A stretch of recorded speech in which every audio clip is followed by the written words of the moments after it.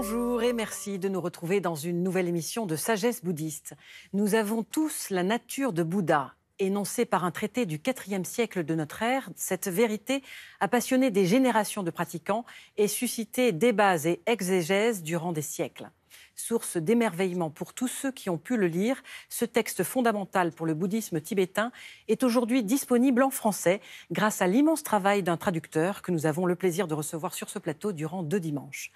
Nous demanderons ce matin à notre invité Christian Charrier de quoi précisément parle ce traité, comment il est construit, pourquoi il nourrit débats et commentaires depuis l'origine jusqu'à maintenant. Nous parlerons aussi du travail de traduction. Et puis la semaine prochaine, nous entrerons dans l'essence même de ce texte millénaire. Christian Charrier, bonjour. Bonjour. Alors, vous êtes enseignant du Dharma, vous avez fait une retraite de 3 ans dans la tradition Kagyu, vous êtes traducteur de textes tibétains et avez publié plusieurs ouvrages, dont récemment le fameux traité de la continuité suprême du grand véhicule, le traité dont nous allons parler précisément aujourd'hui, un travail que vous avez réalisé avec Patrick Carré. Alors justement, qu'est-ce que veut dire le traité de la continuité suprême du grand véhicule ? Eh bien, le traité de la continuité suprême du grand véhicule, c'est un long titre. Oui. Pour un titre en sanskrit qui est très court, c'est l'Uttara Tantra, qui est très connu justement par les spécialistes. C'est un traité que la tradition tibétaine accorde à Maitreya. À Maitreya. Donc, le livre dont je vais parler, c'est un livre qui se compose de 2 parties. Il y a une partie qui est le traité lui-même. Le texte racine. Voilà, le texte racine, c'est-à-dire avec les stances fondamentales du traité. Et il y a une partie explicative qui a été réécrite par un commentateur du 19e siècle, qui est Jamgon Kongtrul Rinpoche. Voilà. D'accord. Ces 2 parties. Alors, le texte fondamental, le texte racine, comme vous disiez, se compose d'un certain nombre de stances. Vous pouvez nous en dire plus ? Oui, c'est un texte qui a été écrit donc en sanskrit à la base et qui comprend 5 grandes parties qui présentent justement qu'est-ce que c'est que cette continuité suprême du grand véhicule. Donc, comme son nom l'indique, c'est un traité qui s'inscrit dans le grand véhicule, dans le Mahayana, et dont le but est d'atteindre l'éveil, de mener tous les êtres à l'état de Bouddha. Et l'élément clé dans ce traité, c'est le Bouddha. Et donc, surtout, en fait, quel est ce Bouddha, comment on le définit, et quel est, vis-à-vis de nous-mêmes, ce lien qu'il peut y avoir entre un idéal à atteindre et ce qui est présent en nous actuellement. Alors, on va parler un petit peu de l'histoire de ce traité, parce que si c'est une histoire très particulière. Il est apparu... Oui, il est apparu en Inde, et puis il a disparu. À quel moment, alors ? Entre à peu près le 4e et le 10e siècle, on a complètement perdu sa trace. Et donc on l'a retrouvé à partir du 2e siècle, toujours en Inde, et c'est dans des circonstances un peu particulières. Donc il y a un côté mystérieux dans ce texte qui apparaît, qui disparaît. On ne sait pas trop pourquoi, en fait. À l'origine, il a été écrit par un seul auteur. Est-ce qu'on est sûr de ça ? Alors non, là aussi ça fait partie du mystère, puisque Maitreya, en fait, c'est le régent du Bouddha. Il a été nommé régent quand le Bouddha est venu sur Terre. Il a quitté son paradis de Tushita et il a nommé comme régent Maitreya. Mais le lien qu'il y a entre Maitreya et nous-mêmes a été fait par un maître indien qui s'appelle Asanga, qui est en quelque sorte donc le porte-parole de Maitreya et qui a été qui a écrit, on pourrait dire, ce traité lui-même. Donc quand ce traité réapparaît, comme vous le disiez, en Inde au XIe siècle, oui, à peu près, 10e siècle, oui. Il est ensuite diffusé, d'abord dans la région et puis jusqu'au Tibet ? Pas tout de suite, parce que donc, comment il est apparu, c'est un peu bizarrement, parce qu'en fait c'est on va dire un accompli, un grand Mahasiddha qui s'appelle Maitripa. Donc vous voyez déjà, il y a un lien entre Maitreya et Maitripa, qu'il a retrouvé dans un vieux stupa, où il a vu de la lumière apparaître, et il s'est demandé, mais qu'est-ce que c'est que cette lumière ? Et il a donc trouvé le texte racine et le commentaire. Donc le texte racine de Maitreya et le commentaire d'Asanga. Et il a trouvé ça absolument fabuleux, parce qu'il a dit, mais c'est exactement ce que j'ai cherché depuis mon enfance, depuis toutes mes études dans les monastères. On considère souvent ce traité comme un trait d'union ou un pont entre les sutras et les tantras, et qui correspond bien à une époque donnée. Alors, c'est peut-être pour ça qu'il a disparu. Alors justement, précisément, que dit le texte ? Alors, ce que dit le texte, et qui pourrait paraître un petit peu à l'encontre de la tradition, on va dire, standard du bouddhisme tibétain, du bouddhisme en général, c'est que, en fait, tous les êtres ont la nature de Bouddha. Et que cette nature de Bouddha, il n'est pas nécessaire d'aller la chercher très loin, elle nous habite tous. Donc, tous les êtres ont cette nature en être ordinaire. Il y a un élément qui est tous les êtres ordinaires. Donc, c'est en ça que ce traité est quelque chose de sublime et de suprême, et qui s'appelle une continuité, parce qu'il y a une continuité, finalement, entre l'état d'être ordinaire et l'état de Bouddha. Et qu'est-ce qu'il est ? Fondamentalement, les deux n'ont pas grande différence. Il y a simplement une continuité, un continuum de conscience qui évolue de l'un à l'autre. Et donc, ce texte est assez révolutionnaire par rapport à la tradition standard ou classique du Mahayana, parce qu'il nous dit en quelque sorte que cette nature de Bouddha, elle est à portée de la main, parce qu'elle est déjà là. Et pourquoi ça a suscité tant de débats, d'animation autour de cette révélation ? C'est justement là comment interpréter cet élément fondamental, parce que où le situer dans les enseignements du Bouddha ? Et toutes les interprétations qui ont eu lieu après dans la tradition tibétaine, surtout à partir du XIe siècle, ça a été de donner une interprétation à cette nature du Bouddha. Comment faut-il la comprendre ? Est-ce que c'est quelque chose qui existe ou qui n'existe pas ? Et c'est entre l'être et le non-être, en fait, que se situe cette nature de Bouddha. Et c'est difficile d'en parler, vous comprenez ? Puisqu'on est entre deux, là. Alors, le commentaire que vous avez choisi de publier avec le texte Racine, justement, lui, va vers quel choix d'interprétation ? Alors, son interprétation donc, de Jamyang Kongtrul, c'est justement il épouse une tradition qui nous dit que cette nature de Bouddha, ce n'est pas quelque chose qui se développe comme un potentiel qu'il faudrait arroser, qui grandirait au fil du temps, mais que cette nature de Bouddha, elle est déjà là, pleinement développée, et qu'il suffit simplement de la révéler, de la redécouvrir. Et c'est ça qui est intéressant, parce qu'on retrouve finalement la même démarche en soi que ce qui s'est passé avec le texte. Le texte a disparu, il était caché, il a fallu le découvrir. Cette nature de Bouddha, elle est en nous, elle est cachée, à nous de la découvrir. Alors, c'est en ça que le texte nous amène à cette découverte de la nature de Bouddha, malgré les paradoxes, malgré les difficultés. Et l'interprétation de Jamyang Kongtrul est justement pour nous aider à aborder ce texte de la manière la plus ultime qui soit. À un niveau pratique, comment peut-on appréhender justement la nature de Bouddha ? Il y a deux manières, en fait, finalement, de l'aborder. Il y a eu deux traditions qu'on peut en schématisant. On va dire qu'il y a une tradition scolastique qui va aborder la nature de Bouddha à travers l'analyse, comme rechercher comment est-ce qu'elle existe. Et là, on est très très proche de l'aspect philosophique qui cherche le je, qui cherche le moi, et qui ne découvre au bout du compte que la vacuité, que rien n'existe. Et puis une autre approche où justement, qui est plus méditative, où l'on essaye de toucher non pas un négatif, mais quelque chose de positif. Et cette nature de Bouddha a fait couler beaucoup d'encre, parce que justement, on n'est pas dans le négatif, là, on est dans le positif. Donc, si on trouve quelque chose de positif, est-ce que ça veut dire qu'il faut le nier ? Ou est-ce que c'est quelque chose dont il faut se réjouir parce qu'on a vraiment trouvé notre vraie nature ? Donc, quelle est cette nature ? Tout est là, mais on ne le voit pas, en fait. Voilà, il faut ôter les couches. Les couches, les voiles. Voilà, oui. Les voiles, on appelle ça... Dans le texte, on appelle ça, c'est le mot qui revient souvent, les voiles adventices. On retrouve souvent ce terme qui veut dire que ces voiles sont là, mais d'une manière passagère, d'une manière temporaire, ils voilent cette nature de Bouddha, qui, elle, n'est pas temporaire, qui, elle, est permanente. Donc, en enlevant ces voiles, on découvre cette nature de Bouddha. Et pour enlever les voiles, bien sûr, c'est la pratique, c'est la méditation, c'est les différentes approches que propose le bouddhisme, qui révèlent cette nature de Bouddha.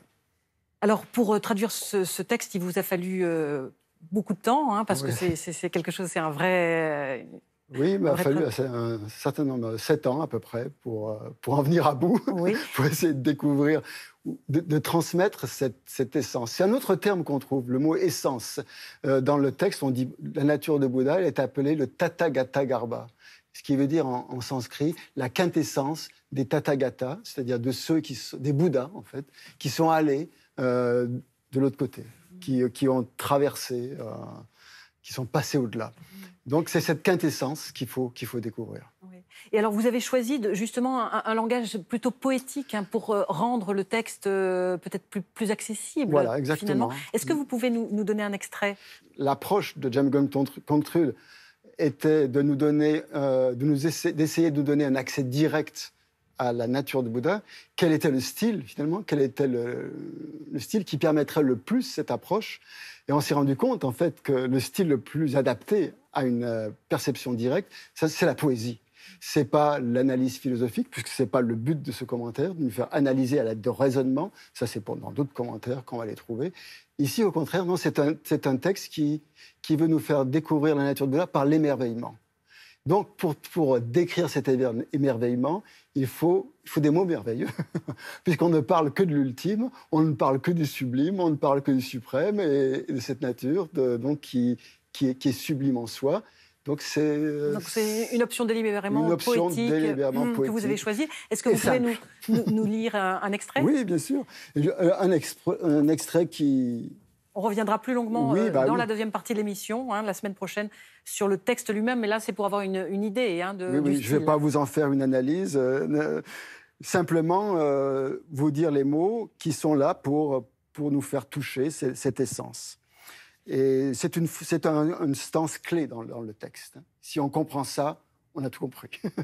Donc là, voilà cette stance. Elle dit « Ici », donc dans cette nature de Bouddha, « il n'y a rien à enlever et il n'y a rien à ajouter. Regardez réellement le réel. Quand vous le verrez, vous serez libre. »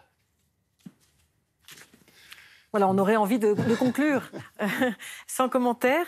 Mais juste une dernière question sur la traduction. Vous avez été soutenu par la Fondation Tsadra. Est-ce que vous pouvez nous en dire quelques mots? Oui, bien sûr. La Fondation Tsadra a pour but de favoriser l'épanouissement de la sagesse et de la compassion à travers l'étude et la pratique du bouddhisme, donc surtout du bouddhisme tibétain.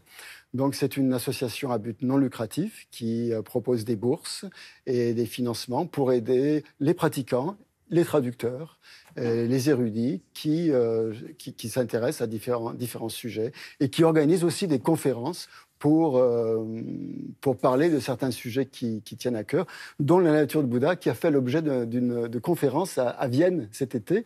Pendant toute une semaine, différents chercheurs se sont rassemblés et ont parlé du Tathagata Garbha. Donc c'est un sujet qui passionne en ce moment, et qui a toujours passionné d'ailleurs.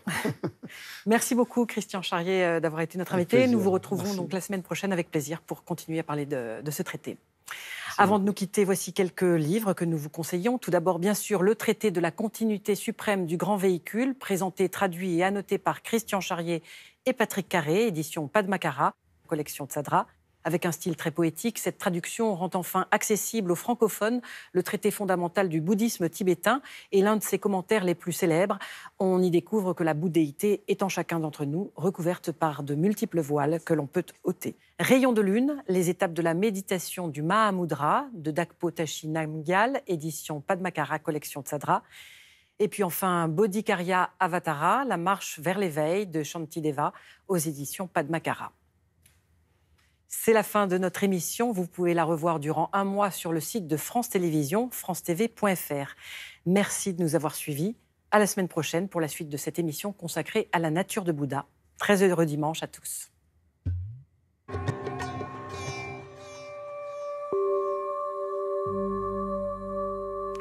Bonjour et merci de nous retrouver pour la suite de notre émission consacrée au traité de la continuité suprême du grand véhicule. Aujourd'hui, il sera plus précisément question de la nature de Bouddha. Nous avions évoqué la semaine dernière l'histoire mystérieuse de ce traité millénaire apparu en Inde au 7e siècle, puis disparu est réapparu des siècles plus tard pour devenir une référence dans le bouddhisme tibétain. Une référence, mais aussi une source de questions et d'interprétations doctrinales, car le thème principal du traité est la nature de Bouddha. Un concept fondamental qui concerne chacun d'entre nous. Avons-nous tous la nature de Bouddha? Sommes-nous tous de la nature de Bouddha? Au-delà des verbes, être ou avoir, s'interroger sur nos liens avec l'éveil peut nous faire du bien, et surtout aujourd'hui, dans nos vies modernes, parfois un peu vaines ou superficielles. Pour aborder ce concept, nous avons le plaisir de retrouver Christian Charrier. Bonjour. Bonjour. Alors, vous êtes enseignant du Dharma et vous êtes également traducteur de textes pour la Fondation Tsadra. Vous avez donc publié avec Patrick Carré la fameuse traduction du traité de la continuité suprême du grand véhicule, un travail immense qui vous a pris plusieurs années. C'est ce dont nous parlions la semaine dernière et qui nous permet à nous, lecteurs francophones, d'avoir accès à ce texte clé. Alors, est-ce qu'on peut avant tout définir ou redéfinir ce qu'est la nature de Bouddha? Eh bien, la nature de Bouddha, suivant bien sûr les textes qui en parlent, est définie en général comme ce potentiel inné qui est en chacun de nous et qui nous permet ou nous permettra d'atteindre l'éveil, le parfait éveil d'un Bouddha. Donc il y a une sorte de continuité, en fait c'est ce que le titre veut dire, entre l'état ordinaire dans lequel on est et l'état parfait d'un Bouddha. D'où vient ce terme? Quelle est son origine sanscrite? Donc en fait, ce terme traduit, pas littéralement, mais plus ou moins, le mot Tathagata Garba. Avec, donc Tathagata, c'est un synonyme de Bouddha, et Garba, en fait, a plusieurs sens. C'est à la fois, disons, parmi ces nombreux sens, parce qu'il y a de nombreux sens, ça a le sens de matrice, mais aussi d'embryon. Donc à la fois de contenant et de contenu, et jusqu'à l'évolution actuelle qui est, on parle d'essence de Bouddha, ou de quintessence même de Bouddha. Donc en fait, c'est quelque chose de sacré qui est contenu dans quelque chose qui n'est pas forcément sacré. Voilà. Et donc tout le livre, en fait, va illustrer ce propos-là. Alors, et pourquoi étudier la nature de Bouddha, justement? Eh bien, parce qu'en fait, c'est la nature de notre esprit, donc notre être le plus profond. Et c'est en fait la quête de qui sommes-nous?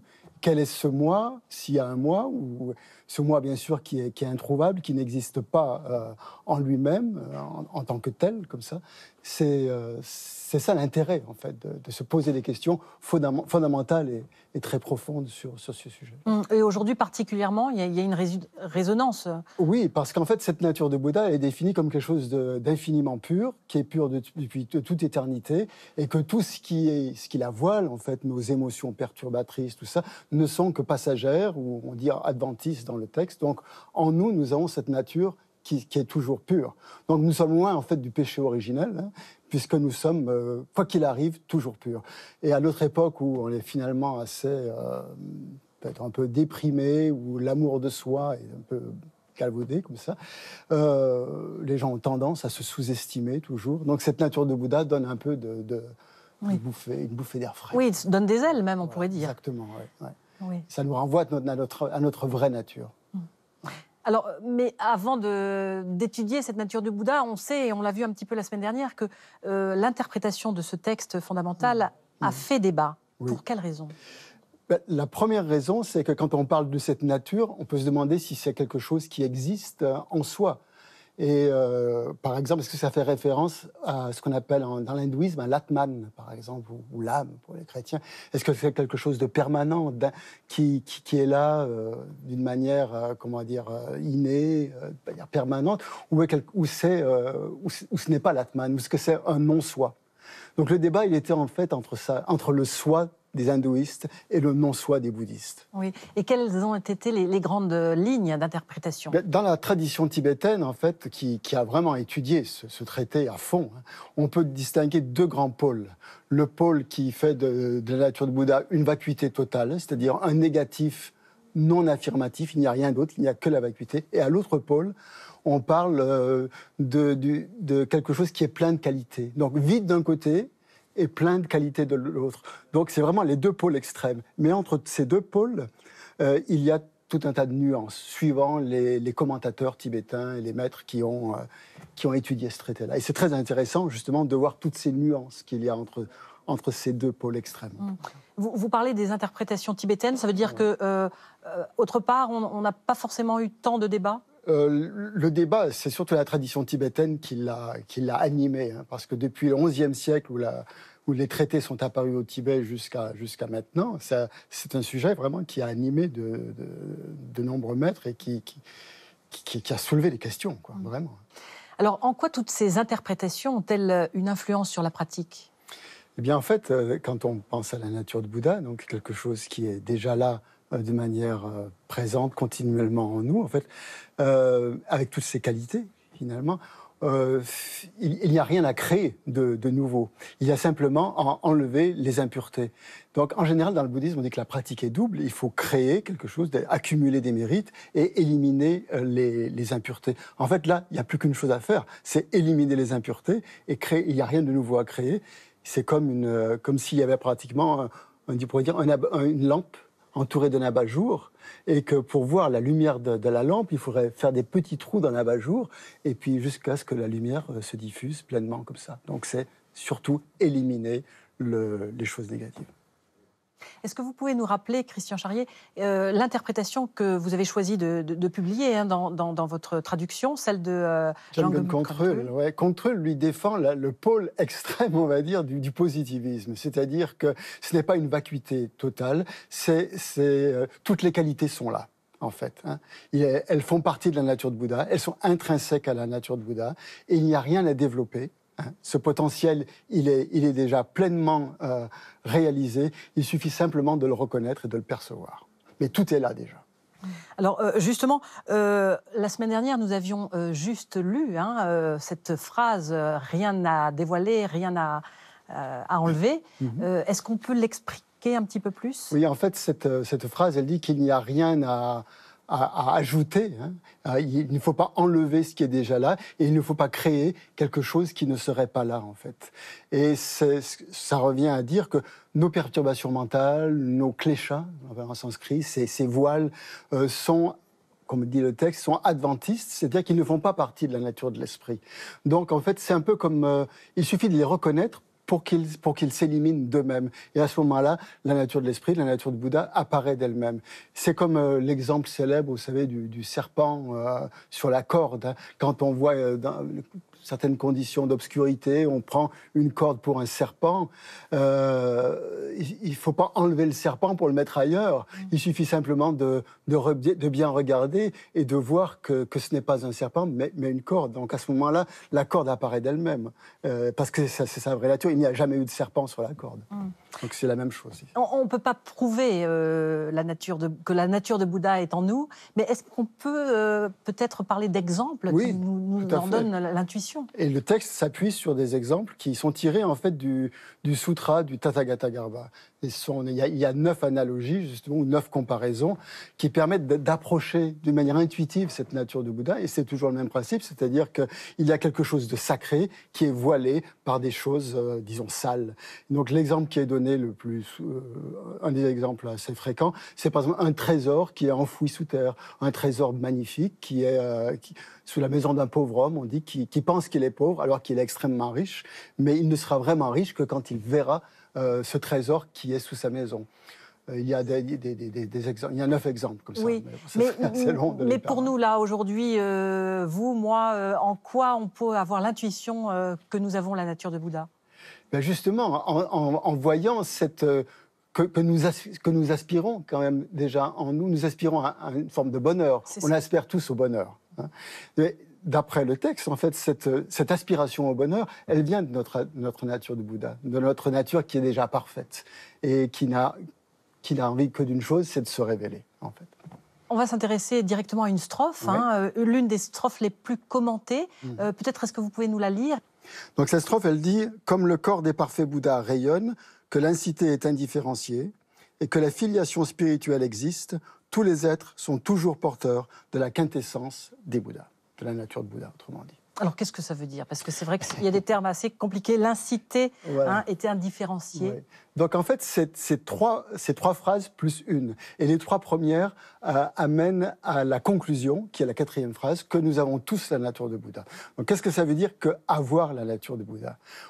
Si on pense qu'on a la nature de Bouddha, ça veut dire que ça serait quelque chose qui est finalement plus petit que soi, qui serait dans notre corps, ou je sais pas, ou dans notre cœur peut-être, mais qui serait tout petit. Donc c'est une vision un petit peu restreinte, disons, de la nature de Bouddha. Il y a une autre interprétation qui dit qu'on est la nature de Bouddha. Mais d'après les définitions, comme la définition de l'individu ordinaire, c'est pas d'être la nature de Bouddha, c'est d'être les 5 agrégats qui sont contaminés par les perturbations mentales. Donc la nature de Bouddha, c'est pas ça. C'est comme si on disait que les nuages sont le ciel, par exemple. Donc l'autre interprétation à laquelle amène progressivement cette strophe, c'est que nous sommes en fait... La nature de Bouddha n'est pas en nous. C'est nous qui sommes dans la nature de Bouddha, en fait. Et c'est cette immensité qui est dans laquelle nous baignons tous, en fait, et qui apparaît justement une fois que les voiles sont dissipés, on fait l'expérience de cette reconnaissance de la nature de l'esprit et qui est immense comme le ciel. Et l'immensité de l'espace est souvent donnée comme exemple justement pour illustrer la nature de Bouddha dans le texte. Alors c'est pas avoir, on n'a pas, on n'est pas, mais on est dans la nature de Bouddha. C'est ça. C'est une interprétation que je trouve assez intéressante, et puis pour la pratique aussi, forcément. Alors justement, en quoi ces 4 vers sont-ils inspirants pour la pratique? Parce que déjà, puisque ces émotions perturbatrices ne font pas partie de la nature de Bouddha, cette nature de Bouddha, quoi que ce soit qui nous arrive, quels que soient nos pires défauts, il n'altère jamais cette nature de Bouddha. Elle reste toujours parfaitement pure. Et il suffit simplement, elle est là à tout moment. Au lieu de se concentrer, comme on le fait souvent, sur nos petits problèmes, nos petites histoires, à se focaliser sur ce qui nous arrive, c'est une invitation à regarder beaucoup plus, ce qui est beaucoup plus vaste que ça. Et ce que nous sommes vraiment. Nous ne sommes pas ces pensées qui nous agitent. Mais ces pensées, elles évoluent, elles passent un peu dans la nature de Bouddha, qui est une immensité complètement sublime, quoi. Sur la pratique elle-même, il y a justement une méthode particulière pour ressentir. Dans la tradition Kagyu, par exemple, c'est la voie du Mahamudra. On dit que l'Uttara Tantra, donc ce texte, est vraiment le texte fondamental pour pratiquer le Mahamudra, justement, ou voir que, quels que soient les états qu'on traverse, cette nature de Bouddha ne nous abandonne jamais, ne nous a jamais abandonnés, qu'elle est primordialement pure et que tout va bien. Merci beaucoup, Christian Charrier, de nous avoir éclairé sur la nature de Bouddha. Avec plaisir. Alors, avant de nous quitter, voici quelques propositions de livres. Tout d'abord, Le traité de la continuité suprême du grand véhicule, présenté, traduit et annoté par Christian Charrier et Patrick Carré aux éditions Padmakara, collection Tsadra. C'est donc le texte originel et fondamental dont nous avons parlé durant ces 2 dimanches, rendu accessible grâce à l'immense travail de traduction de notre invité, un livre référence sur la nature de Bouddha. Mémoire, la vie et l'œuvre de Jamgum Kongtrul, Le Dretaillé, traduit par Christian Charrier, édition Padmakara, collection Tsadra. Il s'agit du récit autobiographique de ce maître renommé du XIXe siècle qui nous plonge dans la pensée et la culture tibétaine de l'époque qu'il a contribué à rendre universelle. Et enfin, Sutra de l'entrée dans la dimension absolue, traduit par Patrick Carré chez Padmakara, collection Tsadra. À travers l'allégorie d'un voyage initiatique, ce texte essentiel du grand véhicule raconte la formation du bodhisattva Sudana à sa bodhéité intrinsèque. Il s'agit d'un ouvrage monumental de plus de 1500 pages consacré au traité, à sa traduction et à un commentaire célèbre. L'émission touche à sa fin. Merci de l'avoir suivie. Vous pouvez la revoir durant 1 mois sur France TV. Très heureuse semaine à tous. Sagesse bouddhiste vous donne rendez-vous dimanche prochain. Merci.